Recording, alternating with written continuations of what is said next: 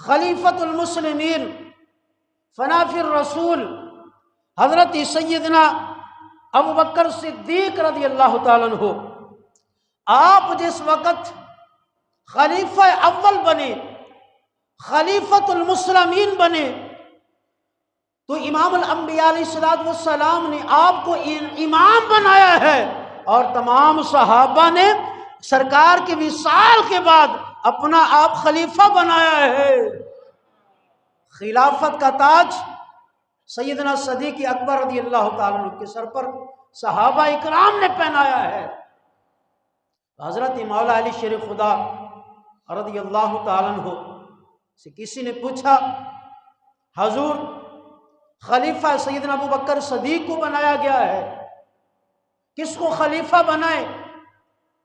تو امیر المؤمنین حضرت مولا علی شیر خدا رضی اللہ تعالیٰ عنہ آپ کا جو جواب ہے، آپ نے فرمایا جو اگر دینی اعتبار سے دیکھا جائے تو حضرت سیدنا ابو بکر صدیق ہمارے امام ہیں، جنہیں مصطفیٰ نے ہمارا امام منتخب کیا ہے، ہمارا امام بنایا ہے، جو دینی اعتبار سے سب سے اعلیٰ ہے، اور خلافت کے اعتبار سے، دنیاوی اعتبار سے جو ہے، وہ جو خلافت کا معاملہ ہے یہ دنیاوی اعتبار سے ہے، فرمایا جو دینی اعتبار سے ہم سب سے اعلیٰ ہے، وہ دنیاوی اعتبار سے بھی ہم سے اعلیٰ ہے۔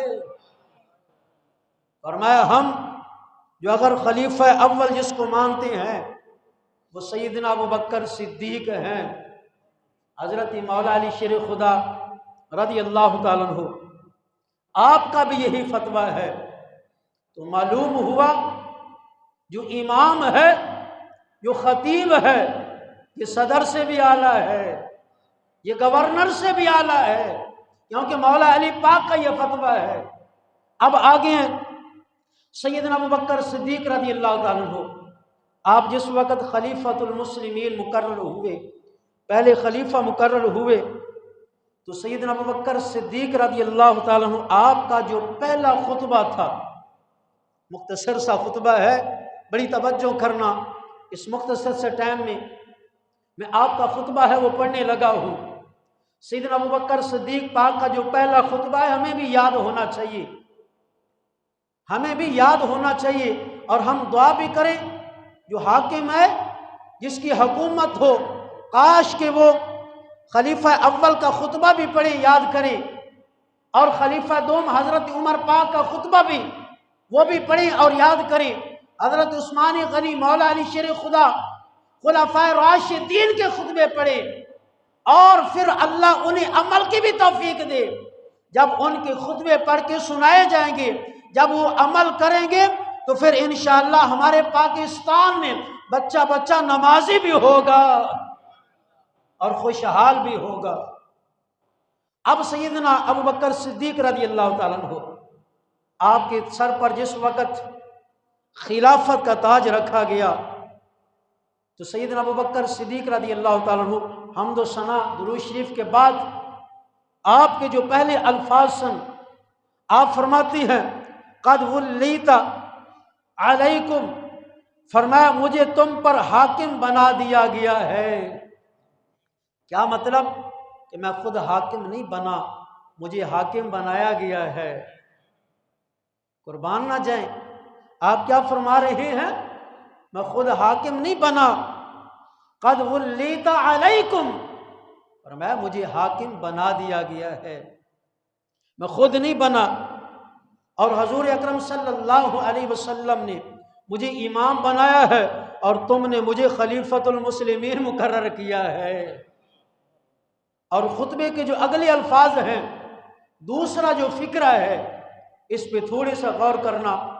سیدنا ابو بکر صدیق رضی اللہ تعالیٰ عنہ پہلے کیا فرماتے ہیں کہ مجھے حاکم بنا دیا گیا ہے، اب جو دوسرا فکرہ ہے آپ فرماتی ہیں لست بخیرکم، میں تم سے بہتر نہیں ہوں۔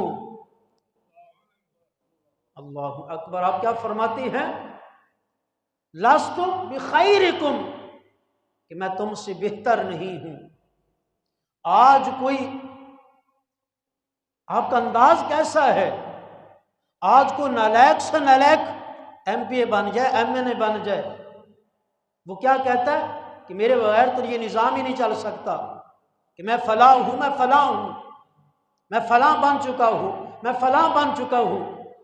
لیکن سیدنا ابوبکر صدیق رضی اللہ تعالیٰ عنہ اپنے متعلق جتنے بھی فضائل بیان کرتے اتنے کم سن، کیونکہ مصطفیٰ کے بعد آقا کریم صلی اللہ علیہ وسلم کی ساری امت میں اور تمام نبیوں کی امتوں میں سب سے افضل ہے تو سیدنا ابوبکر صدیق ہیں۔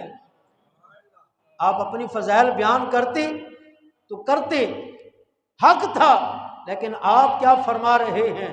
پہلے نمبر پہ کیا فرمایا کہ میں حاکم بنا نہیں، مجھے حاکم بنایا گیا ہے۔ پھر آگے فرماتے ہیں لست بخیرکم، میں تم سے بہتر نہیں ہوں۔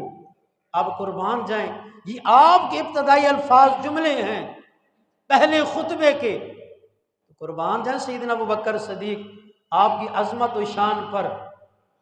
آپ کا یہ پہلا خطبہ ہے، جس وقت آپ خلیفہ مقرر ہوئے، خلیفہ بنے، تو آپ نے آگے فرمایا، آپ نے فرمایا جب تک مظلوم کا ظالم سے بدلہ نہ لے لوں، جب تک ظالم کو کیفر کردار تک نہ پہنچا دوں، اس وقت تک مجھے سکون نہیں ملے گا۔